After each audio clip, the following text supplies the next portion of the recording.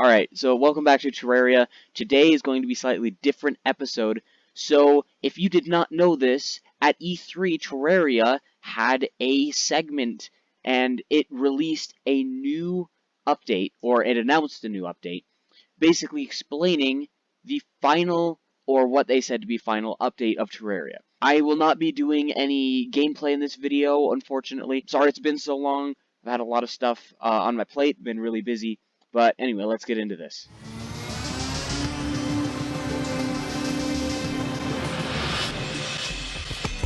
Alright, so right off the bat here, as you can see, this is called block swapping. In Terraria, you can automatically switch out walls just by holding them and then clicking. So it's essentially the same thing, but with blocks. Also, if you'll notice, there are leaves flying everywhere, meaning they are adding wind. So a little bit of new terrain. There are lanterns. There's a whole bunch of new stuff. Looks like new mushroom growth, but I'm not exactly sure. It looks like a complete revamp of how the biomes are generated, but that's just me. Obviously, new areas. This is weird glowy moss. The person's riding in a new minecart. Seems to be steam powered, and up in the taskbar, I don't know if that is a new gun in the first slot, but in the second slot, they're actually holding the moss. It's called xenon moss. I'm assuming this is something that is just naturally generated. If you look down in this left area here, this is actually later information, but there's a trap in here that was not meant to be shown in this E3 trailer. It was completely accidental, but it is a new thing that will be added to the game. I'm assuming it's a trapped chest, though I don't quite know what it is. But yeah, new items equals new excitement. Alright, so this next bit is the same type of moss, the same style, anyway. A little bit more jagged, and it's green, glowy green. New minecart. This is a interesting area. It's the same type of moss, but it is very, very pink. Very pink. It is called argon moss. Also, if you look at the third spot, there's cake. So I'm assuming there's going to be new food added in this update, but I'm not sure. New character customization, which is really good because the character customization screen is a bit lacking.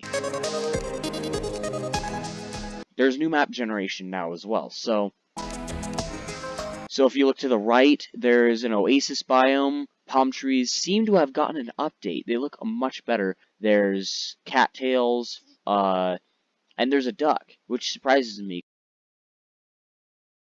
Also, he's holding a storm spear in the second slot, which seems to be a new weapon. So these bombs right here, they're called scarab bombs. Basically, whatever direction you move in is the direction the bomb will move. So, yeah, we'll see that in a little bit. So if you look inside the chest right here, you'll notice there's a blowpipe. Looks slightly different compared to the normal blowpipes. Right next to it seem to have a different variation of the Hermes boots. Again, you see that new spear in his inventory, the second slot. So this is an interesting mechanic that I didn't know they were going to put in. Golfing. So let's just watch this real quick.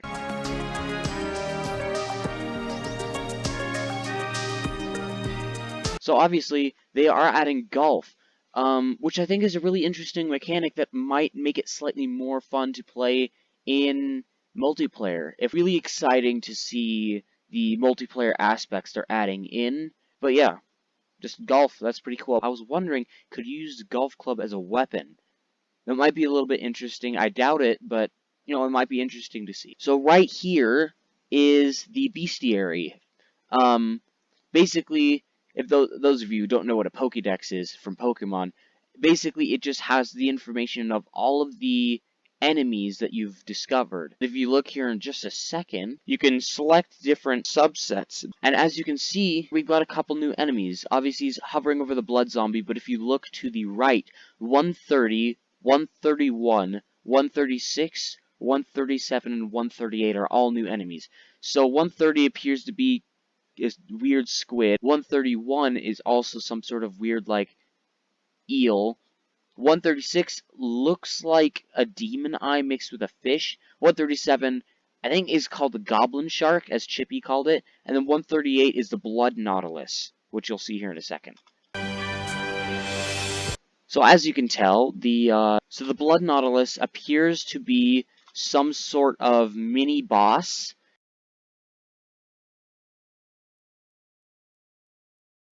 On the bottom, you see there are boss health bars. I don't know if that's only for master mode or if that's for everything else.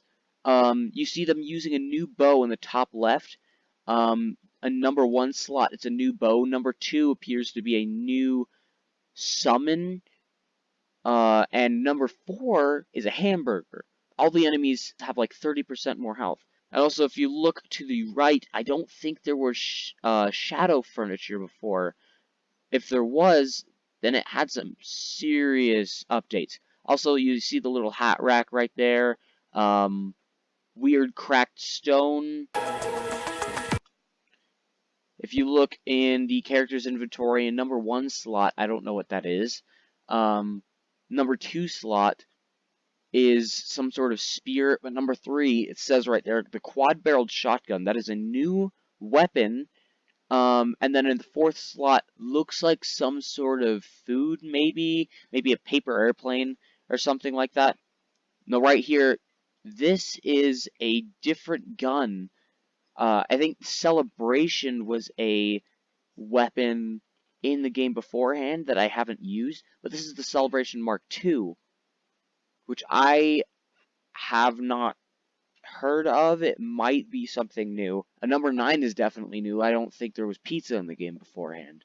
So right here, there's a whole bunch of graves, some of which appear to be new. But as you see, as he's placing them, it starts to get slowly darker and foggier until zombies in the middle of the day start spawning and a heavy fog sits on the ground. And he uses an umbrella as a weapon. As you see there, he's dealing damage to the zombies with a tragic umbrella.